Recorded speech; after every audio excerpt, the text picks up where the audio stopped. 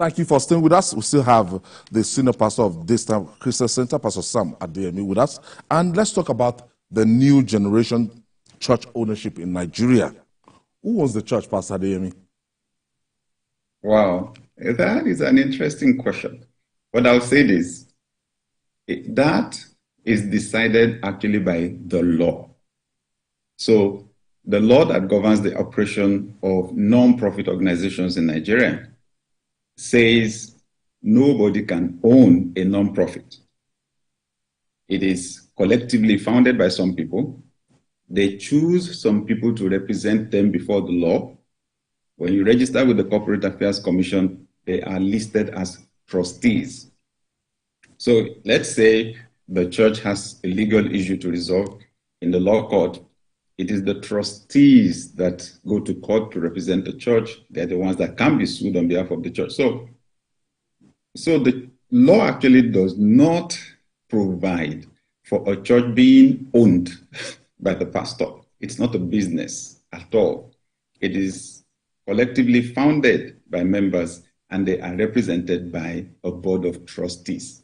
Why do we have church leadership gets inherited by the wife or children of the founder after the death? Is there a succession plan in place, like in your church now, this time? Well, what I would say is that we need to appreciate that we're talking about new generation churches.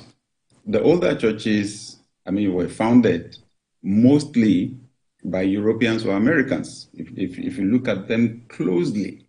So you're dealing with a cultural issue. The parts of the world where these organizations, the older churches came from, are democratic, in their leadership styles. In our own part of the world, until we got independence, it was the monarchy. And in the monarchy, it's hierarchical like that. It's family. So we're still evolving. That's what I would say. We're still evolving. So we cannot say that there is actually a consistent practice across all the churches now, because the churches are actually young. Most new generation churches are being led right now by their founders. So we're dealing with an evolving situation. In some, maybe, let's say 10, 20, 30 years, then you will see a lot of succession happening. What we can do right now is to propose, right? Do some hypothesis and advice on the best thing to do. Now, when you talk about spouses and children taking over from founders, there are many factors, that influence that.